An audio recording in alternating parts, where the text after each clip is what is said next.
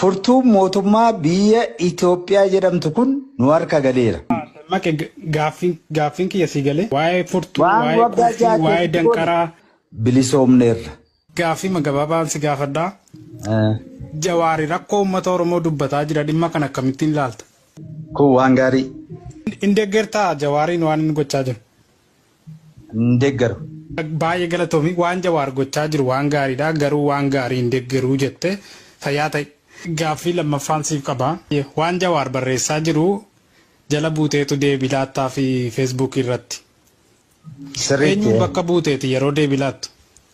Aniif Jawaar. Jawaar daariktara ta'ee ani itti aanaa ta'ee OMN hin gaggeessaa turre beektu. Ani kan hin qabsaa'ee fi koozii Oromootiif malee koozii nama dhuunfaa tokkoo miti.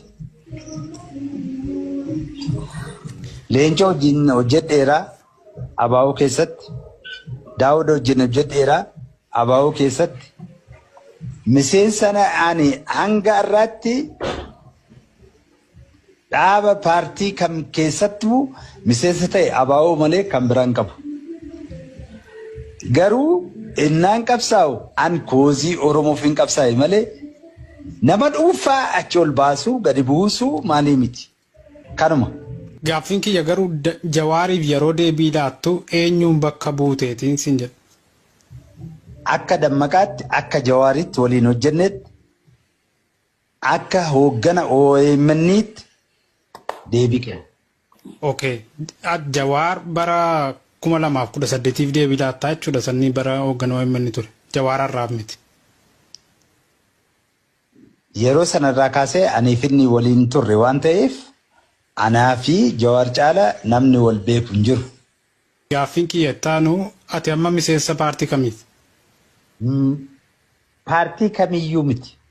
Okay, dammii biyya alaati. Haalli biyya keenya keessa Itoophiyaa keessa jiru maal fakkaatama?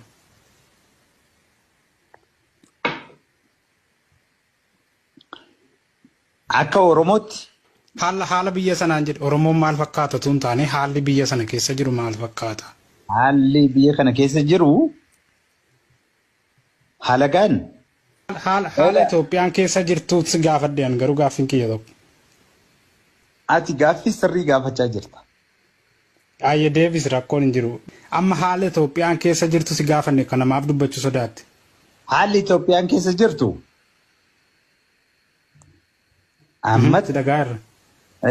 Ammatti Oromoof Oromiyaaf wanti malu nu harka galee jira. Oromoo harka galee jira.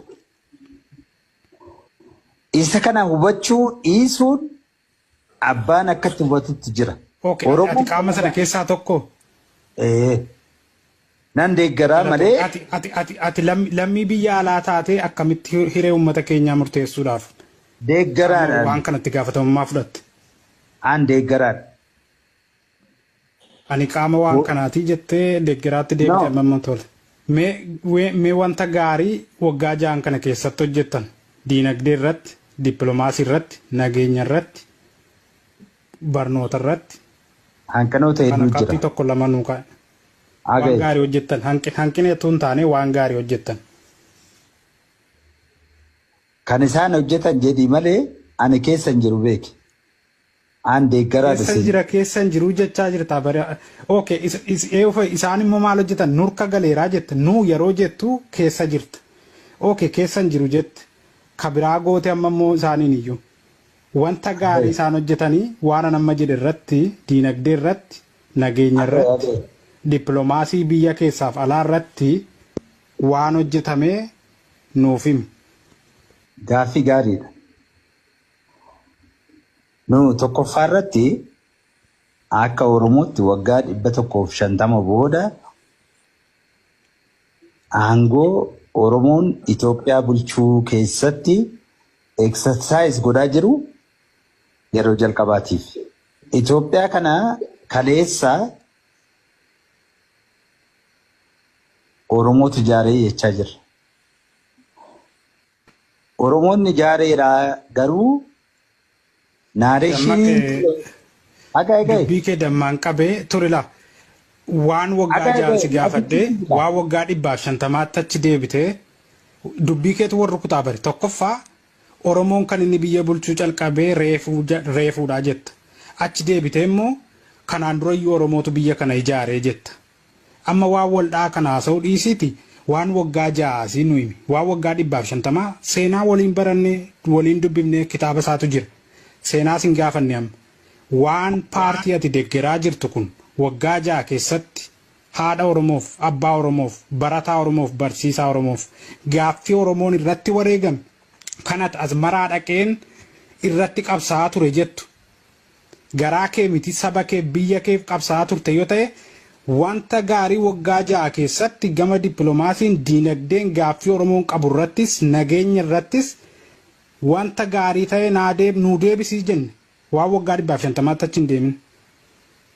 Gaarii. Miliqanii ba'uufis waa tokkoof carraan hin jiru waan ta'eef kanuma nuu deebisi. Kun gabaabaa. Baay'ee gabaabaa. Ituu rakkoon waggaa 150 turre ta'e kaleessa abaa'uu keessatti hin qabsoofu. Kan qabsoofneef rakkoo tuulame sana hiikuudha. Rakkoo sana hiikuuf immoo karaa hedduu yaallee amma asirra geenyeerra. Furtuun mootummaa biyya Itoophiyaa jedhamtu kun nu harka galeera. Har'a baankiinis taankiinis Oromoo harka galee jira. Oromoon harka hin gallee jechaa jira. Gaaffiin kiyya si galee waan waggaa ja'a keessatti gootana si gaafadhe waa'ee furtuu waa'ee qulfii waa'ee danqaraa waa'ee taankii waa'ee baankii dhiisi. Isuma isatti dhufaa jira. Akka koozii Oromootti furamee jira. Bilisoomneerra. Kana riimaarki godhi.